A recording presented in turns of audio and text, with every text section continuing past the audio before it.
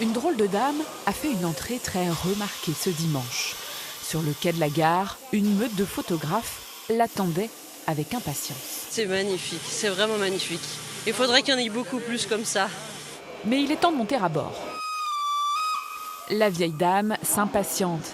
Il y a de la route à faire. Messieurs, dames, bonjour et bienvenue à bord de ce train spécial à destination de Langogne. Un voyage de plus de 160 km à travers le temps. Je l'ai pris dans les années 60 avec ma grand-mère. Donc je devais avoir 10 ans, 8-10 ans, comme ma petite fille là. Et on partait du Chambon-Feugerolles, dans la Loire, et on partait sur l'île de Ré. Elle m'emmenait à l'île de Ré. La petite fille, Clara, n'est pas bien loin. Il suffit juste de lever la tête.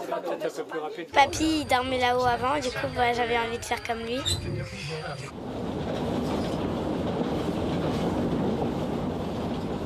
Vic-le-Comte, Issoire et en gare d'Arvent, c'est l'heure de la pause pour la vieille dame.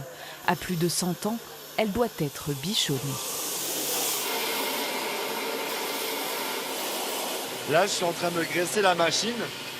Donc, avec la rotation des bielles, il y a un frottement entre les pièces métalliques.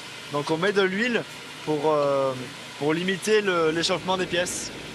Dans la cabine de conduite, l'ambiance est dantesque. Tout le monde est silencieux et chacun est concentré sur son poste. Aujourd'hui, pour cette circulation, je suis le mécanicien. Donc c'est moi qui gère la vitesse et le freinage et tout ce qui a trait à la sécurité autour du train. À quelques voitures de là, ça charbonne d'une toute autre manière. Voilà, délicatement. Tenez, madame. Yves, René, Thierry et Marie sont responsables du wagon-bar, un lieu de ravitaillement et de rencontre. Moi, j'aime bien le contact avec les gens. Et là, il y a beaucoup de monde qu'on voit qui viennent de différents horizons. Il y a des gens qui viennent d'Alsace. Vous vous rendez compte? Pour faire du train. Alors, moi, ça me plaît. En se baladant dans le train, on le croise forcément. Antoine est l'un des agents aux portes.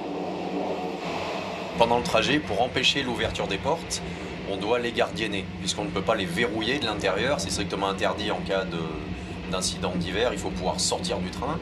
Donc à chaque plateforme, on a un agent, comme moi aujourd'hui ici, qui fait le gardiennage. Et on fait aussi l'orientation des passagers. Après plus de 4 heures de trajet, les 300 passagers arrivent à l'heure à Langogne. Une fierté pour l'association qui a organisé le voyage. On fait revivre le temps d'une journée auprès du grand public, mais qu'il soit à bord du train ou même le long de la voie, ce patrimoine industriel français, ce patrimoine vivant finalement. On n'est pas juste à conserver du matériel qui reste stationné à un endroit visible. Non, là on le fait vivre. Avis aux amateurs, d'autres voyages dans le temps et à travers l'Auvergne sont prévus dans les prochaines semaines.